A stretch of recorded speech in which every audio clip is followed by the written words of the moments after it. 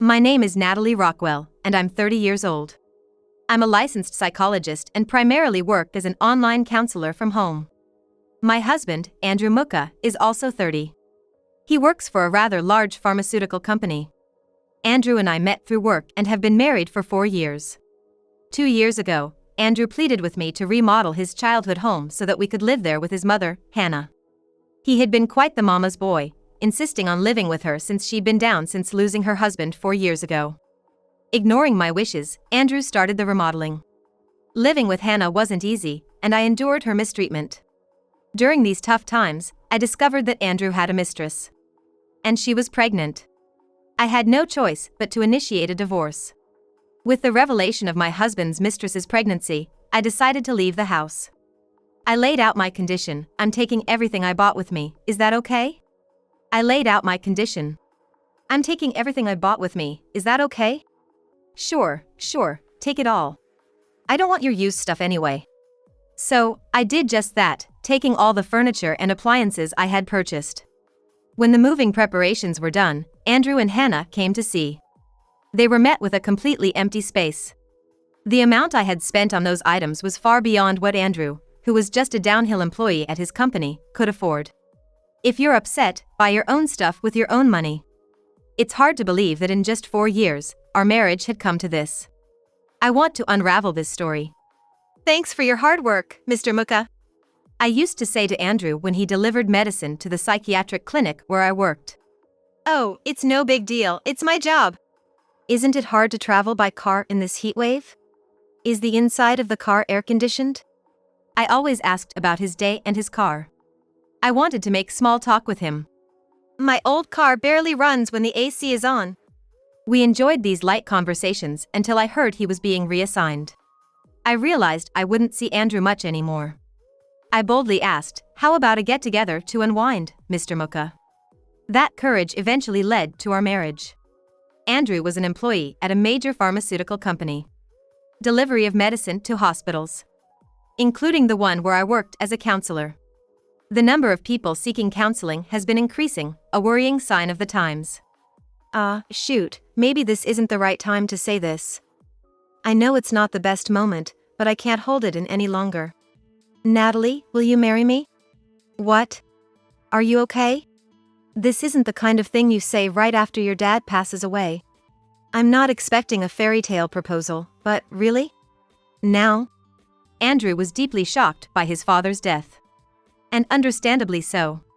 His dad, a carpenter, had slipped and fallen to his death at a construction site. It was so sudden. I regret not being able to show my dad a grandchild. He loved kids. I don't want to leave my mom with that regret, so I want to marry you, Natalie, and start our own family. It was a proposal born out of grief, but I was genuinely happy. However, this also marked the beginning of a difficult time, enduring the constant nagging from my mother-in-law, Hannah. Yes, I'm coming in.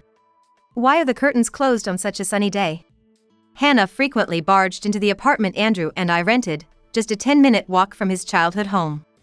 I understood she was lonely, but her daily dinner visits were becoming a problem for me, especially when it came to planning meals. And Natalie, you said you work from home or something, but you can't make much with home-based jobs, right? Maybe like a couple $100 a month? Instead of that, why don't you cook more dishes for dinner? Andy comes home tired every day. Hannah always called Andrew Andy. Consequently, his relatives and neighbors did too. Hannah, what I do is a bit different from home-based jobs. You might have heard about it. Nowadays, we can have meetings and classes online. Ever heard of Zoom or online sessions? You're making fun of me again. Natalie, you're almost 30, you two aren't young now. Hannah never understood that I was working as an online counselor. She stubbornly refused to acknowledge anything beyond her knowledge.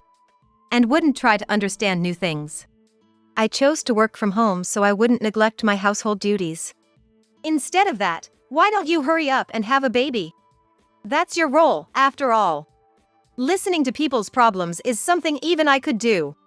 Stop acting like you're someone important. Hey, I'm home. When Andrew arrived, Hannah rushed to greet him at the door. He had lived with his parents until we got married, and now with his father gone, Hannah must have felt lonely. I understood that, but her frequent visits were honestly a bother. Today, I made Andy's favorite mashed potato with Natalie. Don't worry, I've taught her how to make our special gravy sauce. Natalie thought it was okay to just buy brown sauce.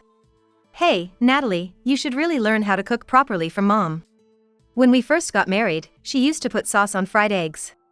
It's supposed to be homemade tomato ketchup, right? I gotta get her to fix her taste buds, or I won't have a decent meal. Speaking of which, Andy, you've lost weight since getting married, haven't you? I wanted to shout that's not true. Andrew had recently been putting on weight and was warned about his cholesterol levels at a company health checkup. So, I was careful with calories and carbs while cooking. I think helped him lose weight healthily. We lived this life for 2 years until one day Andrew dropped a bombshell. I'm thinking of remodeling my childhood home. It's pretty old, the plumbing's terrible, it's hot in summer, cold in winter, and the layout's inconvenient even though it's not in the countryside. It's a good opportunity to remodel it and live there. What? Was I hearing this right? Was he suggesting we live with his mother? It's silly to pay rent for a place just 10 minutes from my childhood home. If we remodel it, it'll be comfortable for everyone, right? We've talked about owning our own home someday. And if we have kids, they'll need their own room, and living with Mom means she can help out. Where's the money gonna come from for such a big renovation? It's gonna cost a lot to remodel the entire family home, right? Andrew, you're gonna keep paying the loan, correct? There's some inheritance left by my dad, so I'll use that for the down payment. The monthly loan payments will be within my budget. Probably until I'm 65. Is that really okay? Ever since marrying me, I've been surprised at how low Andrew's salary is. I was making much more when I was counseling at the psychiatric clinic. We'll make it work. Okay then, that's fine. If that's the case, I have one condition. I need a workspace for my job. Online counseling? You just need a laptop for that, right? I deal with personal information, so I absolutely need a focused environment. Hannah and Andrew might not understand counseling, but it's a very sensitive job. People come to me desperate to get out of their situations, counting on me as their last hope. I can't do this with a half-hearted attitude. It kind of sounds like fortune-telling, doesn't it? Counseling and fortune-telling are completely different. Okay, I get it. I'll talk to the architect. And so, Andrew's childhood home was remodeled and transformed. A few weeks before the renovation was complete, Andrew suddenly remembered something. Hey, we'll need new furniture and appliances suitable for the new house. I'll leave that to Natalie, who has great taste. What? That's not fair. That's like a last-minute surprise. I wasn't told about this. He must have planned from the beginning to have me cover the cost of furniture and appliances. His afterthought manner made me want to exclaim, "Can't you act more skillful?" The Muka family has poured everything we have into this renovation. Natalie, you're going to live here for a long time too, so it wouldn't hurt to share the burden. To be honest, you earn way more than me. I guess there's a sense of inferiority and embarrassment for a husband to earn less than his wife. The house is nearly complete, so I can't really say no. If I look at it positively, I can choose the furniture and appliances to my liking. So, the new house was completed. What a stark-looking house. I went for a black and white theme. Simple and nice, I thought. Anyway, it'll probably be filled with Hannah's stuff soon. Hannah struggles with tidying up and can't seem to throw anything away. One wrong step, and this place could turn into a hoarder's house. Natalie and I just don't see eye to eye. I would have preferred a warmer, wood-centric design. This is just not comfortable. You'll get used to it as you live here. Is dinner ready yet? Andy's been coming home early lately. If dinner's not ready by 7, we won't make it. You're just leisurely looking at your computer.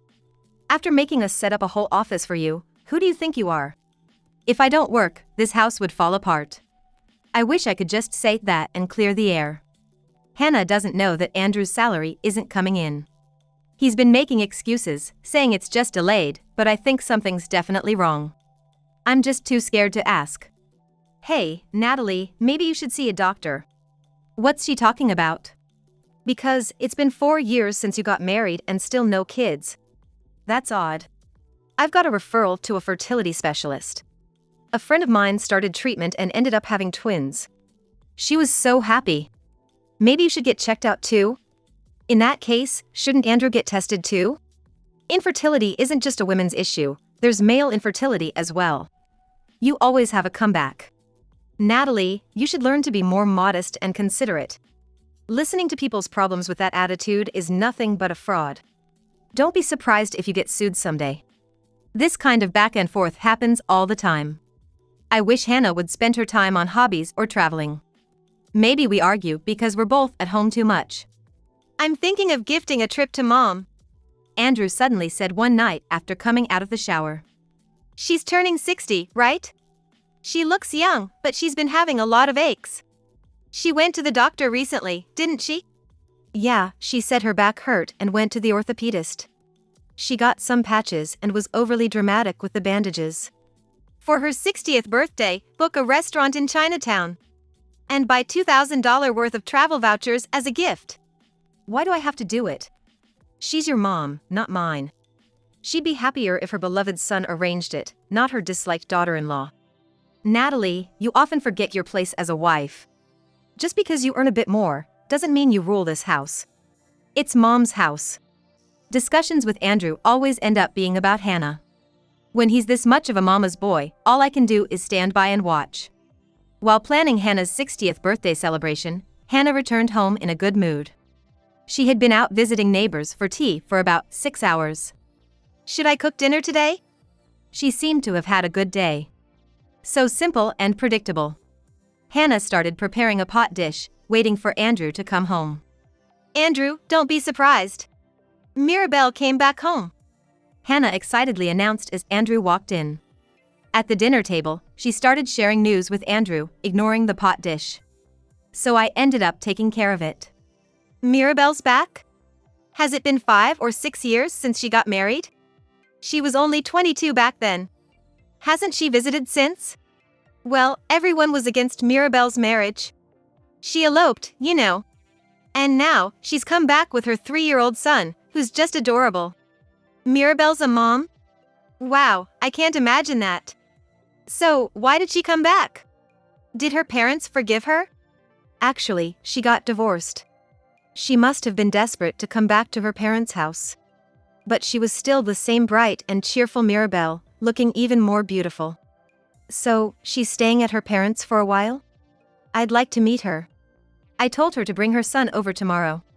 Mirabelle wants to meet you, Andrew's wife. Honestly, I thought, what a hassle. I have to be friendly in a house full of strangers' memories and make nice with the neighbors. Mirabelle is my childhood friend from the neighborhood. Andrew explained it to me, at least. The next day, Mirabelle really did come over with her 3-year-old son, Ken. She looked at me intently and smiled meaningfully. Natalie, can you play with Ken for a bit? Hannah and Mirabelle left me to entertain Ken while they chatted away. It was quite a task keeping up with the energetic Ken. He ran around the house, got bored with his toys, and even made graffiti on a brand new white wall, much to his delight. I still can't believe Mirabelle is a mom, especially considering she used to be such a crybaby. Stop it, Andy, you're living in the past. Mirabelle and her son Ken were, of course, having dinner at our place. The meal I had prepared. If you ask me, I'm surprised you got married, Andy. You never seemed interested in marriage, right? So, you must have really fallen for your wife. Well, yeah, part of it was to reassure Mom. I wanted to give her some peace of mind, especially after Dad passed away and we were both feeling down. I thought getting married and maybe having kids would add some joy to the family. Andrew never had talked this much with me, but with Mirabelle, their conversation seemed endless, lasting late into the night. I ended up babysitting Ken. From that day on, Mirabelle started coming over frequently. Always leaving Ken with me. And I still have my counseling work to do. I'm sorry, but I can't constantly watch Ken. I have work too. And please, don't let him into my room when I'm working. Running around and yelling, or opening doors unannounced, it's disruptive to my work since it's based on patient confidentiality. Counseling must be profitable, right? I heard you charge over $200 per hour. Sounds like a ripoff to me. I mean, just 5 sessions a day and you're making $1,000. What a business. College graduates really are different. Mirabelle said snidely.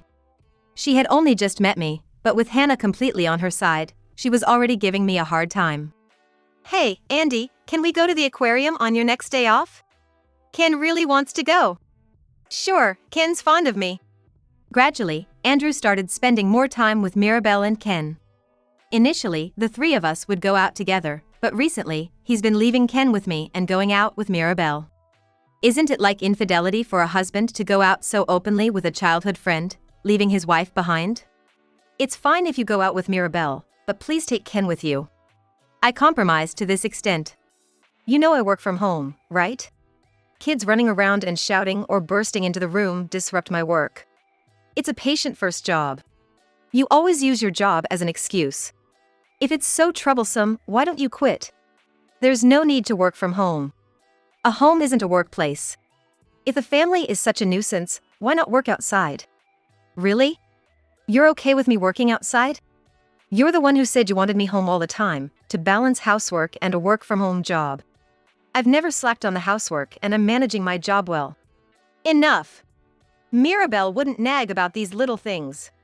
She's working hard raising her child, so it's only right we help her." "Really, Natalie, you're so narrow-minded and cold." By this time, Mirabelle had practically taken over the Muka household. Simultaneously, Andrew and Mirabelle were rapidly becoming closer. One day, I overheard a conversation between Andrew and Mirabelle. That confirmed they were involved in an affair. "Andy, you've always been my hero since we were kids. Even now as adults, you're still my hero," Mirabelle said in a sickly sweet voice that she never used in front of me, leaning on Andrew. Andrew, with his doting expression, even seems unclean to me. "You've had it tough, Mirabelle. I can't believe you suffered through domestic violence. It must have been hard." "It was. I couldn't rely on my parents, didn't know what to do. Ken was still so young, and if I had been a more independent woman, I could have left and worked. But I don't have an education or any qualifications. I couldn't muster the courage to go on as a single mom. I should have come back earlier, then maybe, Andy, you wouldn't have gotten married." Men always fall for such words. Andrew, no exception, became even more sympathetic and supportive. "Andy was my first love." That was the moment Andrew fell for her. Despite having her parents' home nearby, Mirabelle brazenly made herself at home in the Muka household. "Mirabelle, you're such a great cook. I've had a change of heart seeing this. After all the half-hearted cooking I've been subjected to, this is a real treat. It's unfair to call my cooking half-hearted. I always try to prepare meals from scratch, even pie crust and pasta are also handmade using organic flour and butter. But I must say, most of Mirabelle's dishes are high-calorie, looking all brown-colored, and not healthy. Hannah seems determined to compare me with Mirabelle and make sure Mirabelle comes out on top. If only Mirabelle had married Andrew." Finally, Hannah said it. But even if Mirabelle had married Andrew, Hannah would likely have nagged her just as much. She's only nice now because Mirabelle is a childhood friend who's returned home. For Hannah, any wife of Andrew's would never be good enough. "Intelligent women like Natalie tend to have trouble having children, I've heard." "That's right, she can't have kids. That makes her a failure as a wife, doesn't it? She's always talking about her job, but what she should be focusing on is the home. It's only a matter of time before Andrew gets fed up with her." "Then Mirabelle, it's your turn," Hannah and Mirabelle laughed. "Why am I still in this house, being ridiculed like this?" It's clear that Andrew and Mirabelle's relationship has Hannah's blessing. "I've gathered everyone here today to talk about something important regarding me and Natalie." On this day, Andrew called a meeting with me, Hannah, and Mirabelle. "Mirabelle is pregnant." "Oh my! That's wonderful, Mirabelle. When's the due date? Which obstetrician are you planning to go to? If it's an obstetrician, you should go to the obstetrics where Andrew was born." Hannah was ecstatic. "Natalie, I'm sorry, but that's the situation." Discussing divorce turned out to be surprisingly straightforward. With Mirabelle pregnant, I had no other choice but to consider divorce. "Mirabelle, how many months pregnant are you?" 3 months. "You're quite big for 3 months." The doctor was surprised too. Said it's big for this stage. "We even know it's a boy already." "Natalie, you're being unsightly. You're just jealous of Mirabelle because you can't have children yourself. In the end, you and Andy just weren't compatible in many ways. This is a good opportunity. If not for this, Andy might never have left you. He's too kind, always worrying about hurting you. Ken is already fond of Andy, calling him dad. All that's left is for you, Natalie, to step aside. I promptly went to file the divorce, and the next day divorce was finalized. Andrew filed his marriage to Mirabelle. Quick work. I still had belongings in the house, so I stayed in the Muka household until I found a new place. Mirabelle and Hannah seemed triumphant. Just looking at them irritated me. But I managed to keep my anger in check. After all, I am a licensed psychologist and counselor. But I couldn't help wanting to say one last thing. By the way, can you support them on your salary? What are you saying about money? You always look down on me because you earn a little. That's just like you. But you quit your job, right? Or should I say you were fired? Hannah and Mirabelle looked at Andrew with shocked expressions. What's going on, Andy? I quit the job myself, you know. It was a useless company that couldn't recognize my talents. It was basically a toxic work environment, and leaving was the right decision. But you've been just in a bottom-level section for quite a while, right? Stuck in that hellish situation of having nothing to do all day. Just sitting there, but at least getting minimum wage. You were sidelined at work because of a big mistake, right? And you didn't tell me or your mom because you were embarrassed? That's none of your business. Yeah, you're right. We're divorced now, so it's no longer my concern. But you still want to marry Andrew even in this situation, Mirabelle? Mirabelle didn't answer right away. I wondered if she was regretting her decision. From my perspective, Andrew seems pretty unstable mentally. The whole ordeal at his company might have traumatized him. Mirabelle, I hope you can be understanding and supportive of him. He probably won't be able to work for a while. Just a piece of advice from a professional counselor. That's none of your business. You think so too, Mirabelle? Natalie is just trying to bring Andrew down because she's a sore loser. Natalie, if you've got nothing else to say, why don't you just pack your stuff and leave, even if you don't have another place to go yet? Fine, I'll leave. And I'll take everything I bought with me. This led to the situation I mentioned at the beginning. Andrew, Hannah, and Mirabelle were left in an empty room, looking lost. It'll be fine. Just buy new furniture and appliances, right, Andy? Where's the money going to come from for that? Andrew lashed out at Hannah. Natalie's just being extreme, taking everything. That's typical of her, all or nothing. Say whatever you want. It doesn't matter to me anymore. Just keep playing your happy family. What's that supposed to mean? Are you jealous? It's pathetic to be jealous at 30. Jealous? Not at all. Because, Mirabelle, the baby in your belly isn't Andrew's. What are you talking about? That's delusional. Then why not do a DNA test? That'll clear things up. You and your mom have been completely fooled by Mirabelle's scheme. That baby is from her previous husband. She realized she was pregnant after the divorce but didn't want to go back to her abusive ex. She was looking for someone to be the father when she reconnected with Andrew. Easy to manipulate a naive and trusting guy like Andrew. Andrew and Hannah's expressions changed. Mirabelle remained unfazed. But the timing of the pregnancy adds up. It has to be my child, right? You can always claim it was a premature birth. Men wouldn't know. That's how cunning you were. Mirabelle, you married Andrew the day after our divorce and even adopted Ken. That was your ultimate goal, and you deceived Andrew perfectly. Well, blood relation doesn't matter. Mirabelle isn't condescending like Natalie, she relies on me. For a man, that's not a bad feeling. That's what being the head of the family is all about. Keep defending Mirabelle all you want. Just be prepared for fatherhood. It's not as easy as you think, Andrew. I left the Muka household after living there for 2 years. Andrew, Hannah, and Mirabelle had to rent a weekly apartment temporarily. They planned to buy furniture and appliances. But, sorry. I'm ashamed to say, but I'm struggling with the loan payments for the future. Maybe we should sell the house and use the money to buy a used apartment? Ken is mischievous, and the baby in my belly is a boy too. I don't want a cramped house. And in an apartment, the kids' footsteps might bother the neighbors below. Can't we somehow afford a house? Eventually, they managed to sell the Muka household, but for much less than expected. It wasn't enough to buy a house or even get a loan for a used apartment. So, they moved into a small public housing unit. Andrew, traumatized, struggled to find a new job. Amidst this, Mirabelle gave birth. The small house was filled with noise from Ken running around. And the baby's cries. The Muka household was completely taken over by Mirabelle's family. As for me, I was hired as an advisor for a magazine's advice corner, and it was well received. I bought my own apartment and set up a counseling room for face-to-face sessions. Thankfully, I've been booked solid.